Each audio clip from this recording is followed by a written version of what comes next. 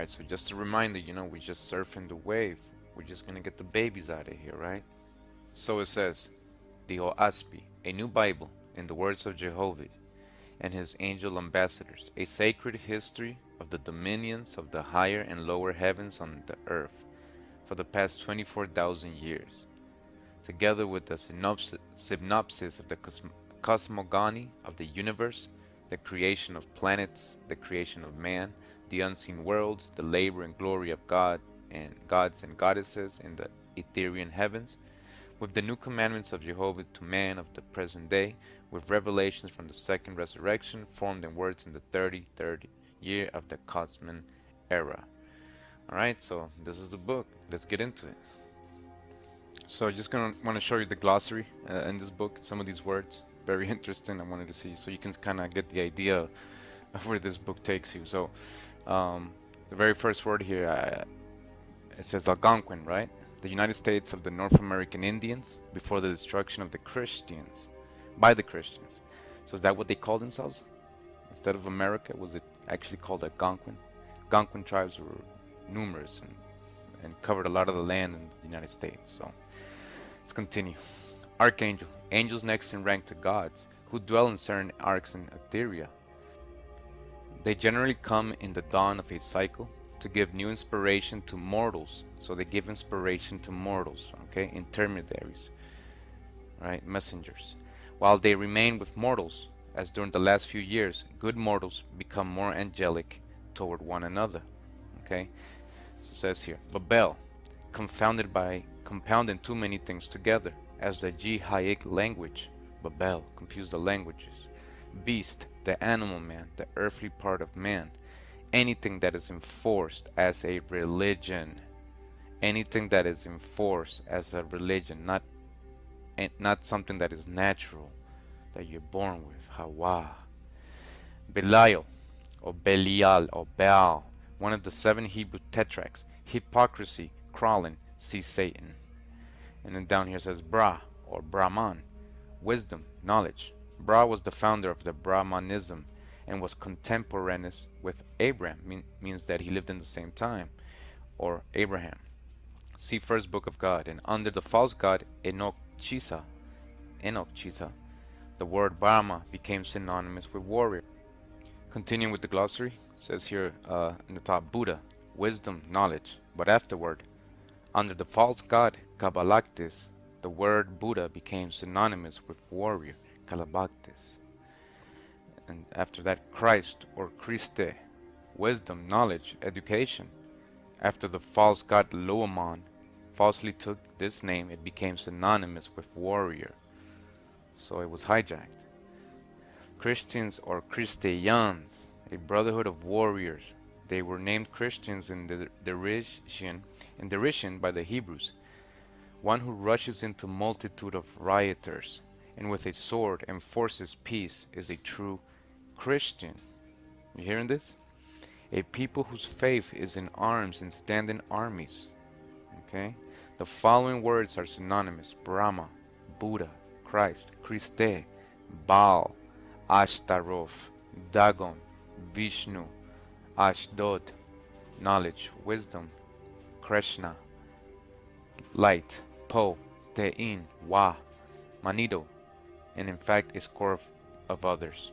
Alright, so you see everything that's related and synonymous with Christian or Christ, Christe, which was hijacked by Luaman. We're going to read about Luaman.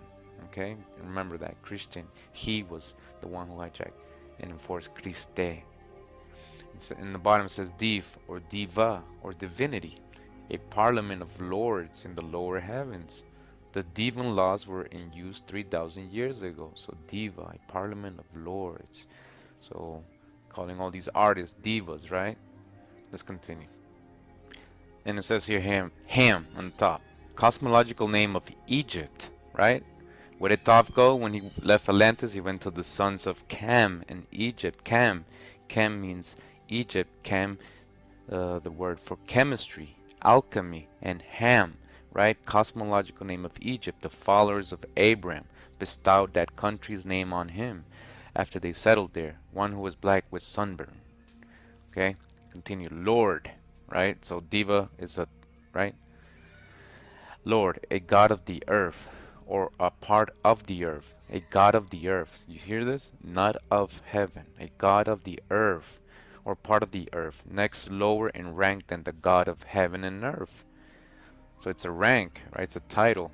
The first exalted rank an angel receives in heaven is Asaph. The second is Ashar. The third is Luis. The fourth, Marshal. And the fifth, Lord. And the sixth, God. So these words are just titles. Not doesn't mean Hawa, the creator, the breath of life. It says marshals are rather vice lords and are not titled. The first title is Lord, the second God. God sometimes appoints a lord to a single city on earth, sometimes one to a nation. A lord's minor dominion is 100 million angels, and a major, several thousand millions. Lords must have passed beyond the second resurrection before eligibility. You hear all this crazy stuff? Alright, so Thoth was a lord, right? Most likely. So it says Osiris. And we're gonna I'm starting to link Thoth to all these ancient Egyptian gods. Somehow they just gave him different names for the different roles he played, but it's the same person. So Osiris says here, philosophy of measurement. Thoth is also known as measurement, right? One who maintains that only what can be measured or weighed is real knowledge. Alright, so he doesn't believe in Hawa, the spirit, right? Or the essence, the energy, the vibration of creation, because he can't see it. The sun is the largest, therefore the sun is the almightiest. So that's where sun worship comes out of, because they can see it. Also a god. See Book of Osiris. There was also a false god Osiris of later date who inspired the building of the pyramids.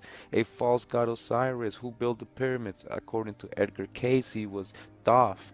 And we're telling you that the 18th dynasty, from the 16th to the 18th, is when they started it over there in Egypt. The three pyramids got built. It's during the same reign as Djehuti and Thutmose. So let's continue. All right, so we're gonna start from this part of the book. All right, and the very first word you see here is Thoth, right? Our main character, right? So let's read what it says. Thoth sent the following message to Luamon, to wit, greeting to thee, thou most high triune, in the name of the Holy Ghost. So he's calling Luamon a triune. Triune, if you Google it, you'll see that it represents the triety deities or the gods, the triple character, triple head, triple face, and you can Google that. So let's continue. And Thoth continues, wherein I am embarrassed, I pray thee give me leniency. My suit is not without due deliberation and through prayer to the Holy Ghost. Long have I fought thy battles, and I have gained great power and authority in many kingdoms, in heaven and earth. So he says, yo, I've been doing your work for a long time, right? That's what Thoth is telling him. Fought your battles and gained great power and authority. So now he has power and authority, right? Because he was in Egypt, right? In heaven and earth, right? But behold, I labor against gods who have the advantage of me. So he's saying there's other gods that have advantage over him, that he's working against them. The Chineyan rebel gods and the Vindu rebel gods. So the Asian gods and Indian gods, or the Vindu, right? India, Vindu, right? The Hindu gods. That's what he's talking about. So there's other gods, right? That fled from the Triune kingdoms in the east. The Triune kingdoms, again, Triune, have taken upon themselves names popular with the mortals. So Thoth explains, witness these names, and he says, these are the names: Nestor, alias Puith; Neptune, alias Poseidon; Oleus, alias Pendre, Priam, alias Hoga. So it keeps going with all these names. We're going to see Kronos here, we're going to see Testor, Suko, Berith, Kalchas, Argos, Venus. We're going to see Vishnu, Mira, Thor, Theo, Vulcan, uh, alias Agriel, Kalinessa, Hecla, Ja, there you go, Ja, Tyronia, Nilkus, Nemertis, Itra, Promethea, Mitra, Ospendis, Miletus, Brahma, Morotota, and these are just some names I'm reciting here. Hecla, again Thor, Padua, Hermes, alias Belus, Hieroth, Josamis, and the list goes on, right? So Toph continues, and yet there are none, there are, and Toph continued, and yet they are not all, for these gods have no fear of the Holy Ghost, and they choose any name that will be flattering to mortals, and the magicians and priests and such others as have power to hear the voices of spirits are led to believe that they hear the very gods whose names are given. Toph continues, this then is my misfortune, thou most holy God of Triune.